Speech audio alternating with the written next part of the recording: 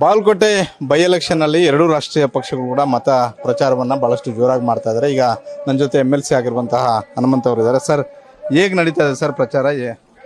ಬಾಗಲಕೋಟೆ ಉಪಚುನಾವಣೆಯಲ್ಲಿ ಡಾಕ್ಟರ್ ವೀರಣ್ಣ ಚರಂತಿಮಠ ಸಾಹೇಬರ ಕೆಲಸ ಕಾರ್ಯಗಳನ್ನು ನೋಡಿ ಜನರೇ ಇವತ್ತು ಅಭಿವೃದ್ಧಿ ಹರಿಕಾರ ಅಂತಕ್ಕಂಥ ಬಿರುದನ್ನು ಕೊಟ್ಟು ಅವರಿಗೆ ಮತ ಹಾಕಲಿಕ್ಕೆ ಸಿದ್ಧ ಆಗಿದ್ದಾರೆ. ಇಡೀ ಬಾಗಲಕೋಟೆ ಮತಕ್ಷೇತ್ರದಾದ್ಯಂತ ಬಿಜೆಪಿಯ ಅಲೆ ಇದೆ. ಕಾಂಗ್ರೆಸ್ ಪಕ್ಷದ ದುರಾಡಳಿತ, ಭ್ರಷ್ಟಾಚಾರ, ನಿಷ್ಕ್ರಿಯ ಆಡಳಿತ, ಬಹಳಷ್ಟು ಸಾಲ ಮಾಡಿ ಪ್ರತಿಯೊಬ್ಬ ನಾಗರಿಕನ ಮೇಲೆ ಇವತ್ತು 1,20,000 ಸಾಲದ ಭಾರವನ್ನು ಹೊರಿಸಿರ್ತಕ್ಕಂಥ ಸಿದ್ದರಾಮಯ್ಯ ಸರ್ಕಾರವನ್ನ ಎಲ್ಲರೂ ಇವತ್ತು ಬೈತಾ ಇದ್ದಾರೆ, ಅದನ್ನು ದೂರ ತಳ್ತಾ ಇದ್ದಾರೆ. ನಿಶ್ಚಿತವಾಗಿ 20,000ಕ್ಕಿಂತ ಹೆಚ್ಚು ಅಧಿಕ ಮತಗಳಿಂದ ಡಾಕ್ಟರ್ ವೀರಣ್ಣ ಚರಂತಿಮಠ ಸಾಹೇಬರು ಬಾಗಲಕೋಟೆ ಮತಕ್ಷೇತ್ರದಲ್ಲಿ ಮತ್ತೊಮ್ಮೆ ಶಾಸಕರಾಗ್ತಾರೆ ಅನ್ನುವಂತ ಮಾತನ್ನು ಹೇಳಿಕೆ ಬಯಸ್ತಾ ಇದ್ದೇನೆ. ಸರ್, ಕಾಂಗ್ರೆಸ್ ಅವರು ನಮ್ಮದೇ ರಾಜ್ಯದಲ್ಲಿ ಆಡಳಿತ ಇದೆ, ಹಾಗಾಗಿ ನಮ್ಮ ಅಭ್ಯರ್ಥಿಯನ್ನು ಗೆಲ್ಲಿಸಿದ್ರೆ ಬಾಗಲಕೋಟೆಗೆ ಏನಾದರೂ ಕೆಲಸಗಳಾಗ್ತವೆ ಅಂತ ಹೇಳ್ತಾರೆ. ಬಿಜೆಪಿ ಅವರು ಆ ರೀತಿ ಏನ್ ಹೇಳಕ್ಕಿದೆ ಅಂತ ಪ್ರಶ್ನೆ. 3 ವರ್ಷ ಕಾಂಗ್ರೆಸ್ ಪಕ್ಷದ ಆಡಳಿತ ಎಲ್ಲರೂ ನೋಡಿದ್ದಾರೆ. ಎಲ್ರಿಗೆ ಬ್ರಹ್ಮ ನಿರಸನ ಆಗಿದೆ. 5 ಗ್ಯಾರಂಟಿಗಳನ್ನು ಬಿಟ್ರೆ ಬೇರೆ ಯಾವುದೂ ಯೋಜನೆ ಆಗಿಲ್ಲ. 5 ಗ್ಯಾರಂಟಿ ಒಳಗೆ ವಿದ್ಯಾನಿಧಿ ಅಂತಕ್ಕಂಥದ್ದು ಹೇಳಿದ್ರು. ಪ್ರತಿ ವರ್ಷ ಎಷ್ಟು ಲಕ್ಷ ವಿದ್ಯಾರ್ಥಿಗಳು ಪಾಸ್ ಆಗ್ತಾ ಇದ್ದಾರೆ. ಇವ್ರು ಇಲ್ಲಿವರೆಗೂ ಕೊಟ್ಟಿರೋದೇ 45,000 ಮಂದಿಗೆ ಮಾತ್ರ ವಿದ್ಯಾನಿಧಿ. ಒಂದು ವರ್ಷದಲ್ಲಿ 5 ಲಕ್ಷಕ್ಕಿಂತ ಹೆಚ್ಚು ಇವತ್ತು ಟೆಕ್ನಿಕಲ್ ಫೀಲ್ಡ್ನಲ್ಲಿ ಇವತ್ತು ಡಿಗ್ರಿಯನ್ನು ಪಡೆದುಕೊಳ್ತಾ ಇದ್ದಾರೆ. ಹೀಗಾಗಿ 5 ಗ್ಯಾರಂಟಿಗಳು ಕೂಡ ಫೇಲ್ಯೂರ್ ಆಗಿದ್ದಾವೆ. ಅದರ ಜೊತೆಗೆ ಅಭಿವೃದ್ಧಿ ಶೂನ್ಯ ಆಗಿದೆ. 3 ವರ್ಷದಲ್ಲಿ ಹಿಂದಿನ ಶಾಸಕ ಈ ಕ್ಷೇತ್ರಕ್ಕೆ ಮಾಡಿರ್ತಕ್ಕಂಥ ಒಂದು ಏನು ಯೋಜನೆ ಅಂದ್ರೆ ಬಿಗ್ ಜೀರೋ. ಹೀಗಾಗಿ ಎಲ್ರಿಗೂ ಗೊತ್ತದ, ಮುಂದೆ ಡಾಕ್ಟರ್ ವೀರಣ್ಣ ಚರಂತಿಮಠ ಕೊಟ್ರೆ ಬಾಗಲಕೋಟೆಯ ಕನಸು ನನಸಾಗ್ತದೆ ಅಂತಕ್ಕಂಥ ನಿಟ್ಟಿನಲ್ಲಿ ಮತದಾರರಿದ್ದಾರೆ. ಸರ್, ಕಾಂಗ್ರೆಸ್ ಅವರು ಬಿಜೆಪಿ ಅಭ್ಯರ್ಥಿ ಪರವಾಗಿ ಒಂದು ಮಾತನ್ನ ಪ್ರಚಾರ ಮಾಡ್ತಾ ಇದ್ದಾರೆ. ಯಾರ ಜೊತೆನೋ, ಕಾರ್ಯಕರ್ತರ ಜೊತೆನೆ ಮಾತಾಡಲ್ಲ, ಇನ್ನು ಜನರ ಜೊತೆ ಏನ್ ಮಾತಾಡ್ತಾರೆ? ಅವರು ಹೇಗಿದ್ದಾರೆ, ಕೆಲಸ ಹೇಗೆ ಮಾಡಿದ್ದಾರೆ ಅಂತ 9ನೇ ತಾರೀಕಿಗೆ ವೋಟ್ ಹಾಕಿ ಅವರು ಜನರೇ ಉತ್ತರ ಇದು ಕೊಡ್ತಾರೆ. ಹೇಳಿ ಕೇಳಿ ಬಾಗಲಕೋಟೆ ವಿಧಾನಸಭಾ ಕ್ಷೇತ್ರ ಯಾರಿಗೂ ಏನು ಅಷ್ಟೊಂದು ಸೇಫ್ ಆಗಿ ಕಾಣಿಸ್ತಾ ಇಲ್ಲ. ಎರಡೂ ಕಡೆ ಕೂಡ ಟಫ್ ಫೈಟ್ ಇದೆ. ಗ್ರಾಮಾಂತರ ಭಾಗದಲ್ಲಿ ಕಾಂಗ್ರೆಸ್ ಪರವಾಗಿ ಹೆಚ್ಚು ಅಲೆ ಕಂಡು ಬರ್ತಾ ಇದೆ. ನಾವು ನಿನ್ನೆ ಮೊನ್ನೆ ಸುತ್ತಾಡಿದಾಗ ಅದೇ ರೀತಿ ನಗರ ಪ್ರದೇಶದಲ್ಲಿ ಬಿಜೆಪಿಯ ವಾತಾವರಣ ಇದ್ದಂತೆ ಕಾಣಿಸ್ತಾ ಇದೆ. ಆದ್ರೆ ಒಂದು ಕಡೆ ಸಿದ್ದರಾಮಯ್ಯ, DK ಶಿವಕುಮಾರ್, ಮತ್ತೊಂದು ಕಡೆ ವಿಜಯೇಂದ್ರ, ಯತ್ನಾಳ್ ಸೇರಿದಂತೆ ಇಬ್ಬರು ಕೂಡ ಎರಡೂ ರಾಷ್ಟ್ರೀಯ ಪಕ್ಷಗಳು ತಮ್ಮ ಅಭ್ಯರ್ಥಿ ಗೆಲ್ಲಬೇಕು ಅನ್ನುವಂತಹ ಒಂದು ರೀತಿಯಲ್ಲಿ ಲೆಕ್ಕಾಚಾರಗಳನ್ನು ಹಾಕಿದ್ದಾರೆ. ಕಳೆದ 3 ಬಾರಿ ಇಲ್ಲಿ ಬಿಜೆಪಿ ಚರಂತಿಮಠ ಅವರು ಗೆದ್ದಿದ್ರು. ತಮ್ಮದೇ ಆದಂತಹ ಒಂದು ಕೊಡುಗೆಯನ್ನು ಈ ಕ್ಷೇತ್ರಕ್ಕೆ ಕೊಟ್ಟಿದ್ದೀವಿ ಅಂತ ಪ್ರಚಾರದಲ್ಲಿ ಹೇಳ್ಕೊಳ್ತಾ ಇದ್ದಾರೆ.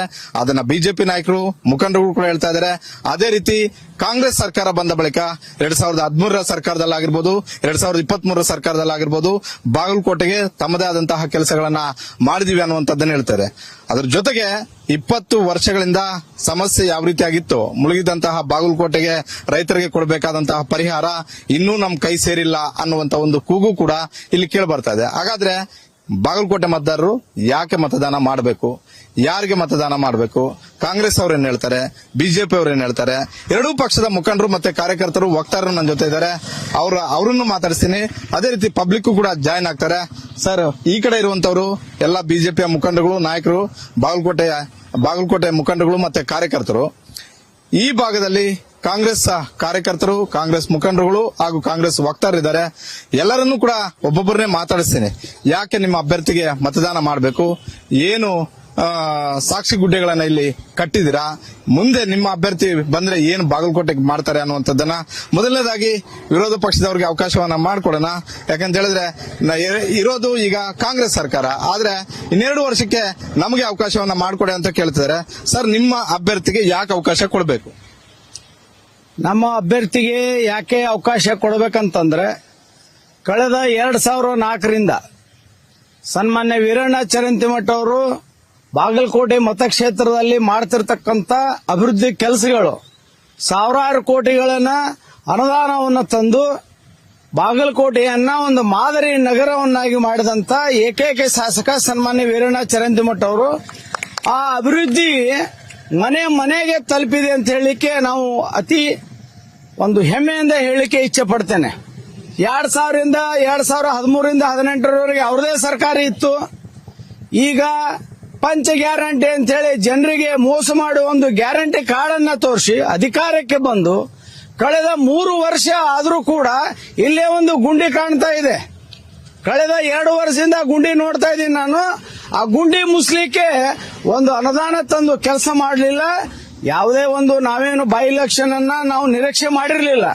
ಏನೋ ಒಂದು ಬೈ ಇಲೆಕ್ಷನ್ ಬಂದಿದೆ, ಆದ್ರೆ ಆ ಮತದಾರನ ಹೇಳ್ತಾ ಇದ್ದಾರೆ ಇವತ್ತು ಕಳೆದ 2.5-3 ವರ್ಷದಿಂದ ಇಲ್ಲಿ ಯಾವುದೇ ರೀತಿಯಾದಂತ ಅಭಿವೃದ್ಧಿ ಕೆಲಸಗಳಾಗಿಲ್ಲ, ಯಾವುದೇ ರೀತಿಯಾದಂತ ಜನರಿಗೆ ಬೇಕಾಗುವಂತ ಕೆಲಸಗಳಾಗಿಲ್ಲ. ಈಗ ನೋಡ್ರಿ ಬಸ್ಗಳು ಹೋಗ್ತಾ ಇದಾವೆ, ಹುಬ್ಳಿಗೆ ದಿನನಿತ್ಯ 50 ಬಸ್ಗಳು ಅಡ್ಡಾಡ್ತಿದ್ದಾವೆ. ಇವತ್ತು KSRT ಬಸ್ ನಲ್ಲಿ ಹೋಗಿ ಡಿಪೋದಲ್ಲಿ ಹೋಗ್ರಿ 100 ಬಸ್ಗಳು ಹಂಗೆ ನಿಂತಿದ್ದಾವೆ. ಯಾಕಂತೇಳಿ ನಮ್ಮ ಮೊನ್ನೆ ಒಬ್ರು ನಮ್ಮ ಬೇಕಾದಂತ ಆತ್ಮೀಯ ಡ್ರೈವರ್ ಕೇಳಿದ್ರೆ ಅವ್ರು ಹೇಳ್ತಾರೆ ಹುಬ್ಳಿಗೆ ಬರೇ 20 ಬಸ್ ಬಿಟ್ಟಾರ್ರಿ ಅಂತೇಳಿ. ಯಾಕಂತಂದ್ರೆ ಈ ಗ್ಯಾರಂಟಿ ಯೋಜನೆಯಲ್ಲಿ ಏನು ದಿನನಿತ್ಯ ಓಡಾಡುವಂತ ಮಹಿಳೆಯರಿಗೆ ಅನುಕೂಲ ಮಾಡ್ತೀವಿ ಅಂತ ಹೇಳಿ ಇವತ್ತು ನೋಡ್ರಿ ವಿದ್ಯಾರ್ಥಿಗಳಿಗೆ, ಇವತ್ತು ಓಡಾಡ್ತಿರ್ತಕ್ಕಂತ ಶಿಕ್ಷಕರಿಗೆ ಇವತ್ತು ಬಸ್ ಅಲ್ಲಿ ಸೀಟ್ ಸಿಗ್ತಾ ಇಲ್ಲ. ಏನ್ ಸರ್ ಹಂಗಾದ್ರೆ ಕಾಂಗ್ರೆಸ್ ಕಾರ್ಯಕರ್ತರು ಮಾತ್ರ ಹೋಗ್ತಾ ಇದಾರೆ ಸರ್ ಮಹಿಳೆಯರು ಬಸ್ಸುಗಳಲ್ಲಿ? ಬಿಜೆಪಿ ಅವರು ಯಾರು ಹೋಗ್ತಾ ಇಲ್ವಾ? ಜೆಡಿಎಸ್ ಅವರು ಯಾರು ಹೋಗ್ತಾ ಇಲ್ವಾ? ಜನಸಾಮಾನ್ಯರು ಹೋಗ್ತಾ ಇಲ್ವಾ? ಜನಸಾಮಾನ್ಯರಿಗೆ ಮಾಡಿರ್ತಕ್ಕಂಥದ್ದು ನೀವು ಅದೇ 100 ಬಸ್ ಅನ್ನ ಹುಬ್ಳಿಗೆ ಬಿಡ್ರಿ. ನೀವು ಯಾಕೆ ಬಸ್ ಅನ್ನ ಕಡಿಮೆ ಯಾಕೆ ಗೊಳಿಸಿದ್ರಿ? ನೀವು ಯಾಕೆ ಡಿಪೋದಲ್ಲಿ ಪ್ರತಿ ಡಿಪೋದಲ್ಲಿ 100 ಬಸ್ ಅನ್ನ ನಿಲ್ಸಿದ್ರಿ? ಯಾಕೆ ನಿಲ್ಸಿದ್ರಿ ಅಂದ್ರೆ ಅಲ್ಲಿ ಆ ಗ್ಯಾರಂಟಿ ಯೋಜನೆಯಲ್ಲಿ ಆ ಬಸ್ಗಳಿಗೆ ಡೀಸೆಲ್ ಹಾಕ್ಲಿಕ್ಕೆ ಇವ್ರ ಹತ್ರ ದುಡ್ಡಿಲ್ಲ, ಅವ್ರಿಗೆ ವೇತನ ಕೊಡ್ಲಿಕ್ಕೆ ಅವ್ರ ಹತ್ರ ದುಡ್ಡಿಲ್ಲ. ಗ್ಯಾರಂಟಿಗಳಿಂದ ಸರ್ಕಾರದಲ್ಲಿ ದುಡ್ಡಿಲ್ಲ. ನೀವು ಬಾಗಲಕೋಟೆ ಗ್ಯಾರಂಟಿ ಜಿಲ್ಲಾಧ್ಯಕ್ಷರು, ಗ್ಯಾರಂಟಿ ಅನುಷ್ಠಾನ ಸಮಿತಿ ಅಧ್ಯಕ್ಷರು, ನಿಮ್ಮ ಗ್ಯಾರಂಟಿಗಳೇ ನಿಮ್ಮ ಸರ್ಕಾರಕ್ಕೆ ಭಾರ ಆಗಿದೆ ಅನ್ನುವಂತಹ ಆರೋಪ ಬಿಜೆಪಿ ಅವರದ್ದು. ಇದು ಶುದ್ಧ ಸುಳ್ಳು.